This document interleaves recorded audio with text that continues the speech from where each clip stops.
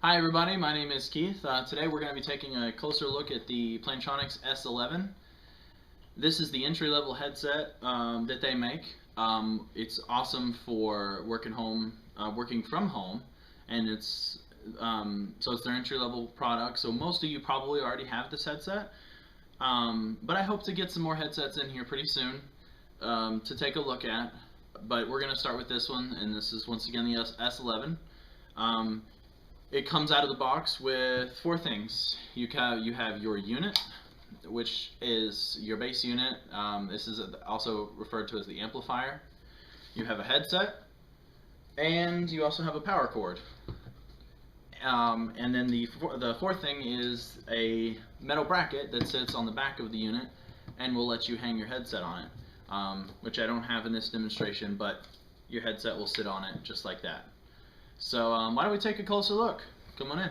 Okay, so let's take a closer look at the unit. As you can see here, we've got our headset. You can go, you can have it on your left ear or your right ear. This boom lets you go back and forth all the way, so if you want to wear it on either ear, you can. This particular headset that I have is just one ear, so you can purchase other headsets that have two ears, but this particular one that comes with the unit out of the box is a single ear headset. So that's the headset. Okay, so let's take a closer look at the amplifier itself. It's a very simple layout and only a few buttons here, but we're going to go over each one.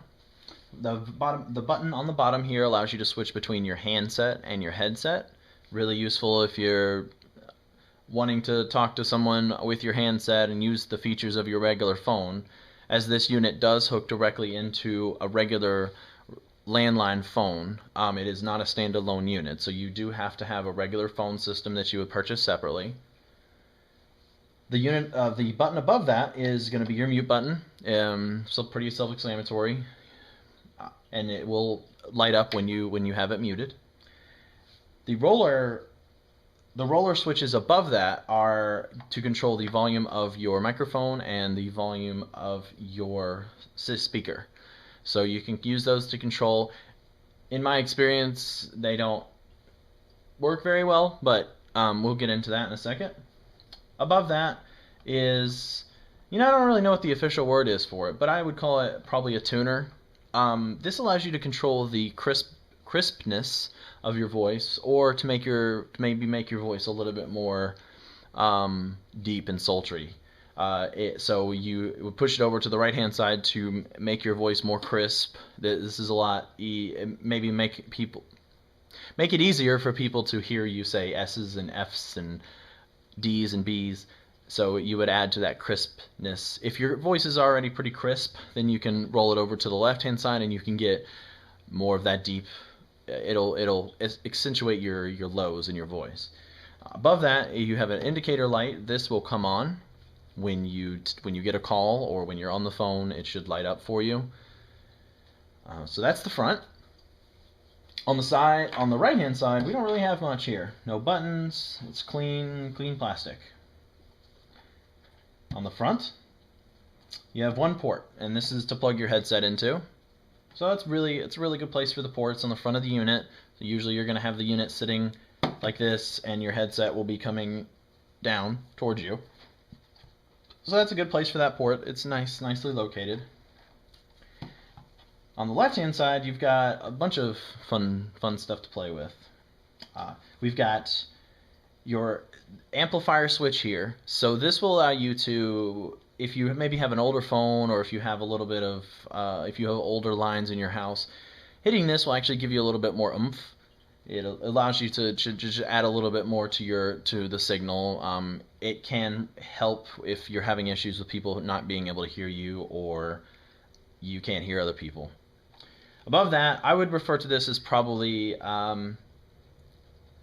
I would actually probably call this a tuning switch. I'm going to have to look at the manual one day. So this will allow you to tune the bass unit, the amplifier, to your actual phone. Different phones, you're going to need to set this to whatever phone, basically whatever works. even think I even think when you get the manual, it even says in there, hook your phone up and go through these settings one by one.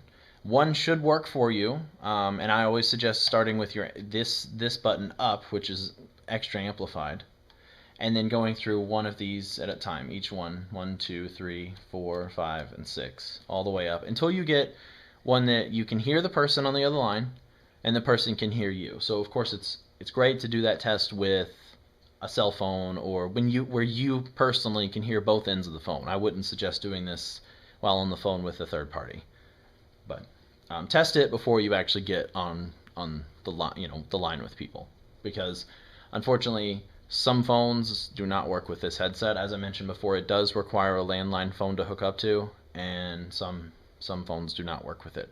So you definitely want to test that before you actually get on the phone with a third party. On the back side, you've got 2 ports for the handset of your actual landline phone, your normal phone, and the other end actually goes into your other. I'm sorry. I apologize. One port goes into the side of your regular phone in place of your handset that came on your phone, and the other port actually comes from your handset. So I'll show you really quick. I have an old phone here. On the side here is where the actual the handset that came with the phone hooks up, and so there would be already a plug in there. It's a wire that probably looks similar to this, and you would unplug that from here and plug that into the back of your headset. And then you would use another cord to go from the headset back into your phone.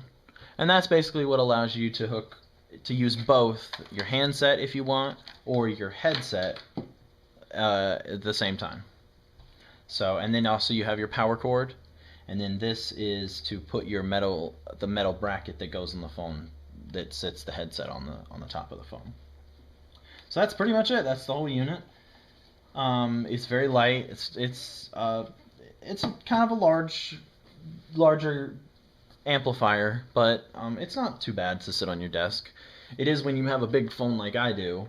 These two together take up quite a lot of space, but it's not so bad. As far as the pros and cons, I would say the pros of the unit are it's not very expensive at all. Like I said, it is Plantronics entry-level product.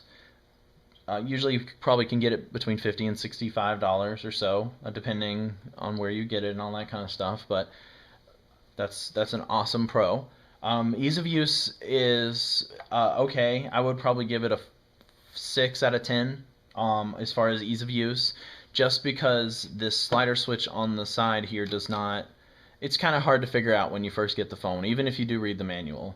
It doesn't go into a lot of detail about it, and you kind of just have to play with it until your phone works. So other than that little portion of it, I mean, once you get it hooked up and ready to go, it's an awesome device, and it's very easy to use.